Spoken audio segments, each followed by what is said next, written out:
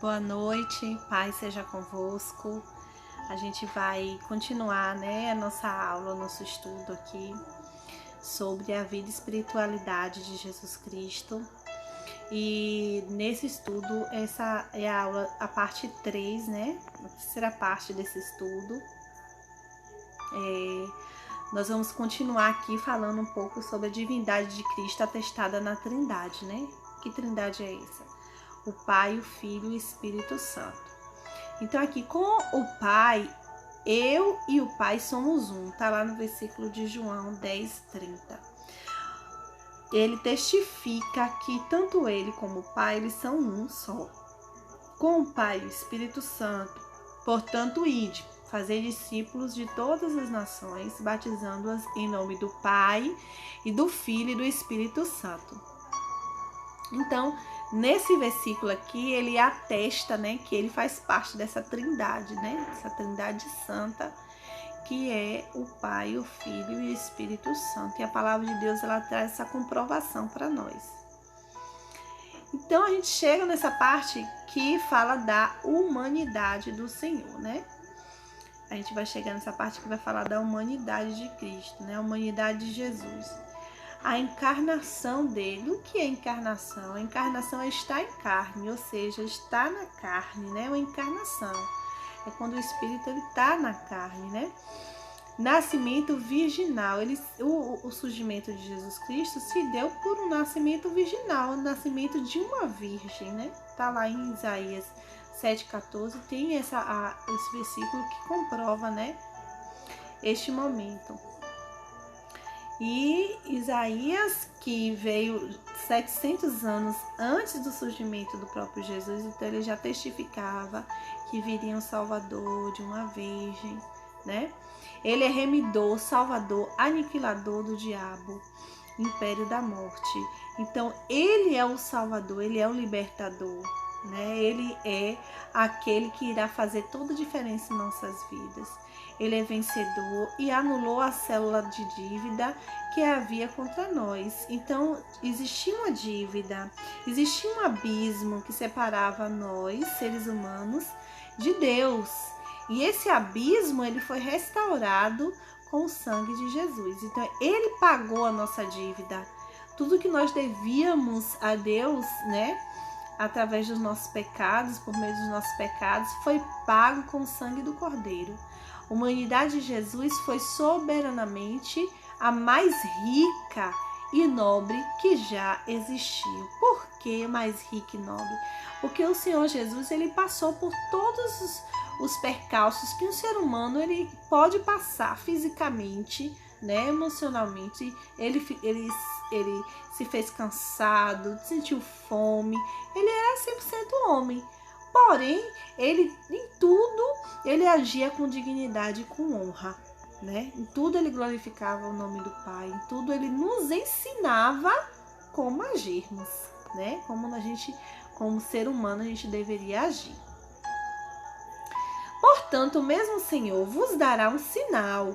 Eis que a virgem conceberá e dará à luz um filho, e chamará o seu nome Emanuel, que significa Deus conosco, Tá lá na palavra de Isaías 7:14.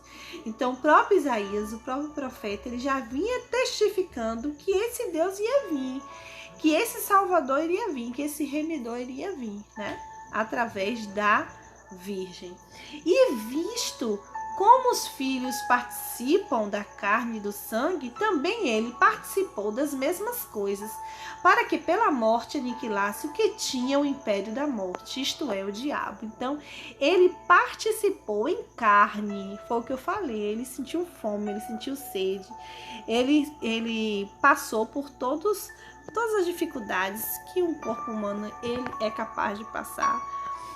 E por que ele passou por tudo isso? Para nos mostrar que mesmo passando por tudo isso, mesmo passando por sofrimento, por angústia, por dificuldades, nós podemos sim buscar o nome do nosso Deus, e esse Deus ele nos ouve, Quem tem ouvidos, ouça o que o Espírito diz às igrejas.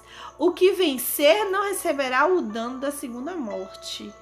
Que segunda morte é essa? A morte que nos leva diretamente para o inferno, Então, a gente vai ter a nossa morte física, porém, nosso espírito irá se voltar para Deus. Ele vai voltar para o Senhor, né? E a gente não vai ver a morte, né? Em Apocalipse 2:11 ele fala isso. A gente não vai sentir, a gente não vai receber o dano da segunda morte, né? A humanidade de Jesus ainda, né, adquiriu triplicidade, ou seja, corpo, alma e espírito, né? O corpo, que é o físico, a parte física, o espírito, que é a presença de Deus, que é a porção divina, e a alma, né, que são as nossas sensações, né, abrange a parte emocional, né? Seu corpo foi sacrifício vicário, eu já falei aqui, sacrifício vicário é um sacrifício que dura para sempre, é um sacrifício que não tem data de validade, ele não vai vencer, né? Corpo ressurreto, glorificado, está vivo para sempre. Então ele se deu, né? Ele pagou a dívida com o próprio sacrifício, né? No Antigo Testamento, as pessoas precisavam sacrificar animais para que seus pecados fossem perdoados, né? Mas hoje no Novo Testamento, quando a gente lê o Novo Testamento, a gente percebe que esse sacrifício, esse cordeiro, foi Jesus Cristo que derramou o seu sangue por perdão de nossos pecados. Hoje nós não precisamos fazer sacrifício, não precisamos sacrificar animais, não precisamos derramar sangue. Por quê? Porque o sacrifício verdadeiro já foi feito por Jesus, né? E estando elas muito atormentadas, atemorizadas, e abaixando o rosto para o chão, eles lhes disseram: por que buscais o vivente entre os mortos? Não está aqui, mas ressuscitou. Lembrai-vos como vos falou, estando ainda na Galileia. Olha só o que o anjo fala, né, para aquela mulher, que ela foi ali para atrás de buscar o Senhor Jesus, para perfumar seu corpo, né, para adorar. Mas ali o anjo fala assim: por que está buscando ele aqui? Ele não está morto, ele já ressuscitou. Você não está lembrando o que ele ensinou na Galileia? Você não lembra o que ele falou? O que ele ensinou? Você não lembra que ele falou que ele ia voltar à vida, né? Tá ali testificando, né? Razões da encarnação. Por que Jesus ele teve que vir no corpo humano, né? Porque Deus teve que se fazer carne no meio de nós. Por quê? Revelação de Deus aos homens, porque o próprio Jesus Cristo é a revelação desse Deus. Ele nos mostra que ele é Deus, né? Através do poder de sua palavra, através da própria figura de sua pessoa, ele é Deus, né? Provisão de um exemplo de vida. Ele veio para viver no meio dos mortais, para que nós pudéssemos ver, através do exemplo de sua vida, como deveríamos viver. Então, quando a gente passa por algum movimento, por alguma angústia, a gente olha lá para o exemplo de Jesus. O que Jesus faria nessa situação? E a gente busca ali o exemplo dele. Então, ele veio para nos ensinar como nós devemos viver, né? Efetivação de um perfeito sacrifício pelo pecado. Então, ele veio para colocar fim em todo sacrifício, né? Ele fez o último e derradeiro sacrifício e depois dele não precisa mais haver sacrifício nenhum. Destruir as obras do diabo.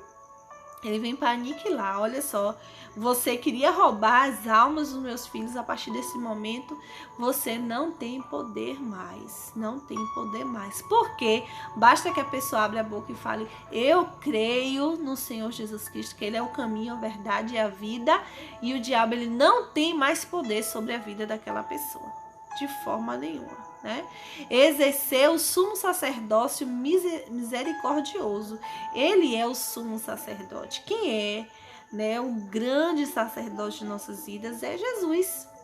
Nós temos o sacerdote que fica em nossa igreja, né, que é o anjo da igreja, ele está ali, mas só que ele recebe a ordenança do sumo sacerdote, que é o Senhor Jesus, né? A gente sabe que existe essa escala de hierarquia, e na escala maior da hierarquia está ele lá, né? Cumprir a aliança davídica, a aliança davídica porque vem de Davi, do rei Davi, né?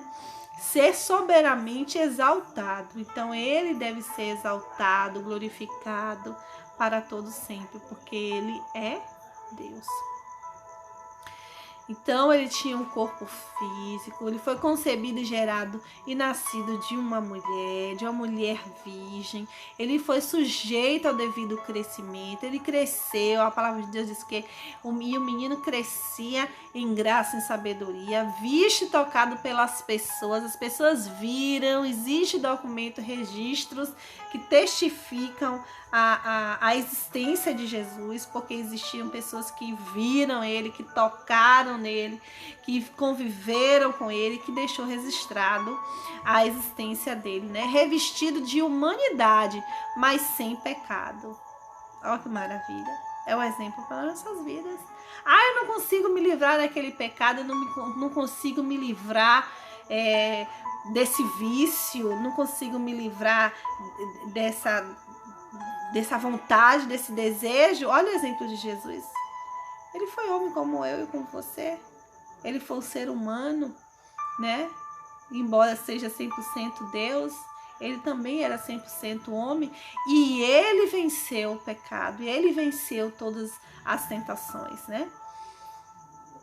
Porque não temos um sumo sacerdote que não possa compadecer-se de nossas fraquezas. Porém, que, como nós, em tudo foi tentado, mas sem pecado. Sem pecado. Ele foi tentado. Lembra lá dos 40 dias que ele passou sem comer? No deserto. Sem comer, sem beber, né? E ele foi tentado ali naquele momento pelo diabo. O diabo virou para ele e falou: dá ordem aí aos teus anjos e você vai ser alimentado, você vai ser bem cuidado, porque você é ele, você tem o poder, né? E ele: aparta-te de mim, Satanás, não é isso?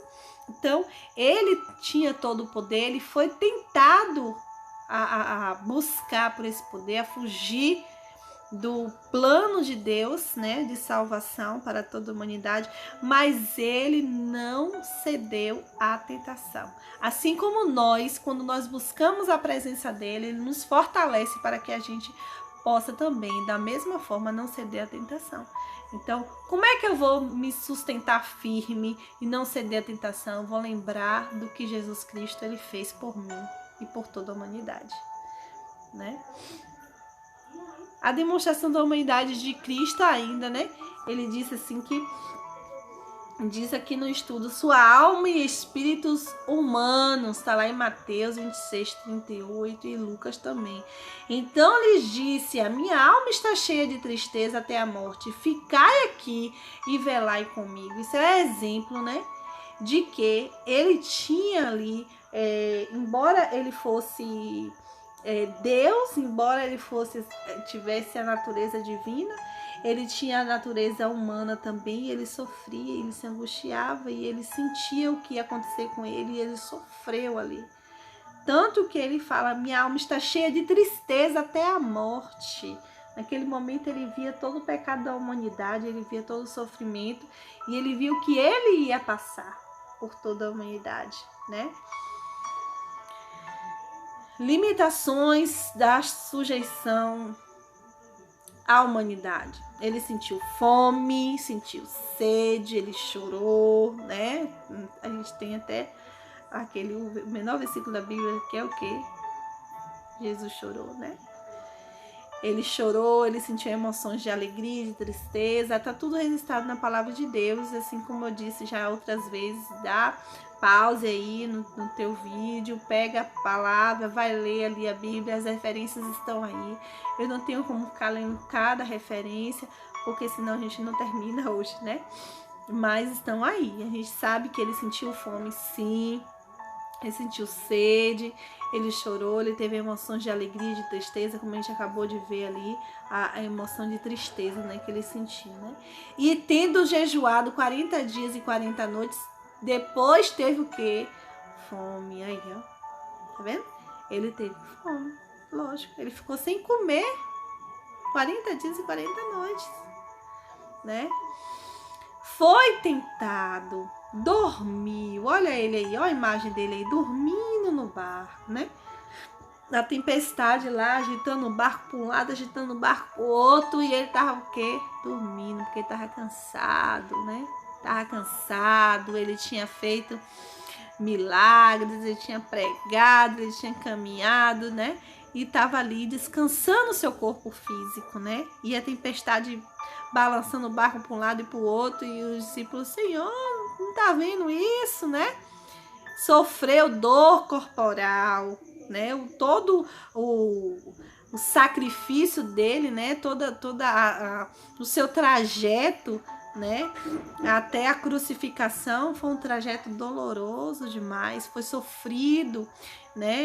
Ele foi escorraçado, ele foi maltratado, ele apanhou, né? O chicote tinha nas pontas, tinha pedaços de ossos que dilacerava a sua carne, então aquilo ali doía demais, ele sofreu demais, tanto que numa parte do caminho ele não aguentou erguer a cruz ali, e ele caiu com seu corpo frágil, caiu, né? Porque já estava muito prejudicado, né? Desejou compreensão, ele perguntou, Deus, Senhor, por que me abandonaste? Por que me abandonaste, né?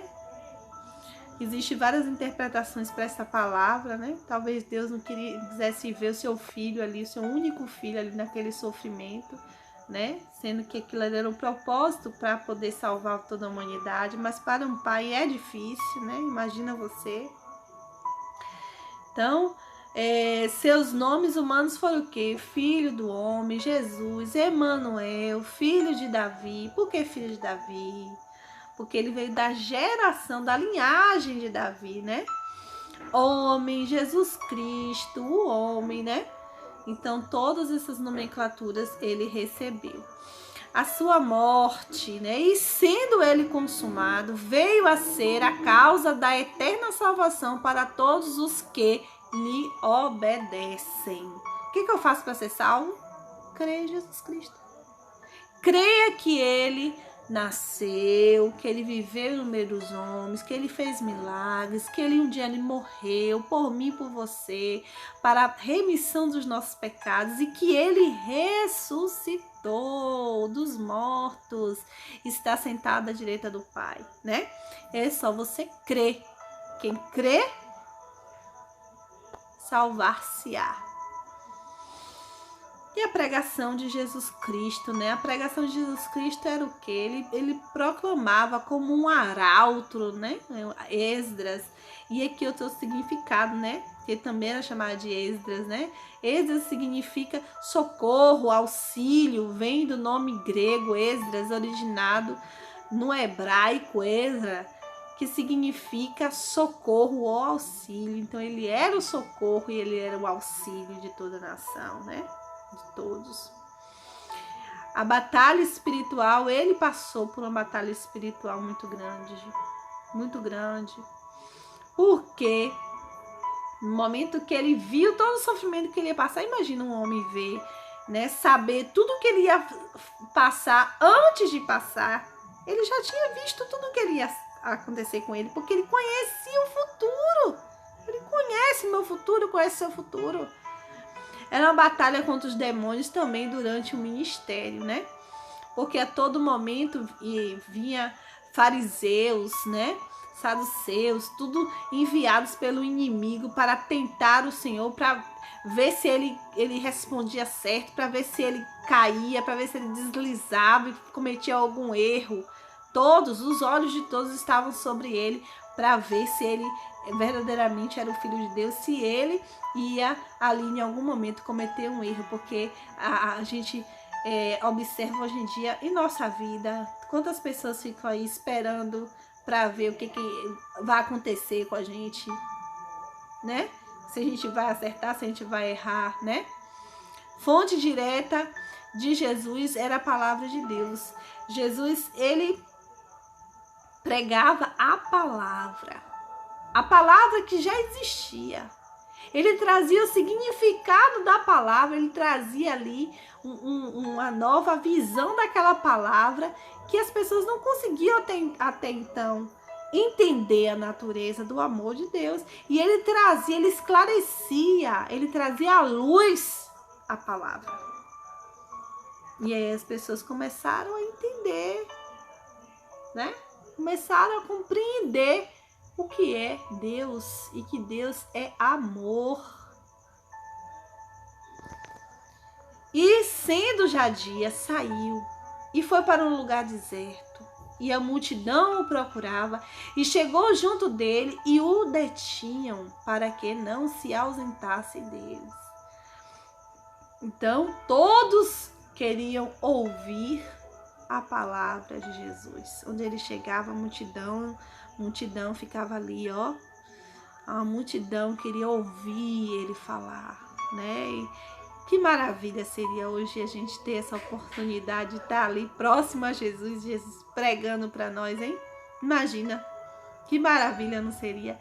E mesmo assim, com Jesus falando, alguns ainda cegos que estavam, né, com suas escamas nos olhos, ainda não conseguiam abraçar essa fé, não conseguiam tirar as amarras que seguravam o seu coração para serem libertos, né? Infelizmente, até hoje é assim, né? Então, a gente encerra essa terceira parte hoje, né? Na próxima aula, a gente vai começar já um novo estudo. Que Deus possa estar nos orientando, que Deus possa estar te abençoando a tua casa, a tua família.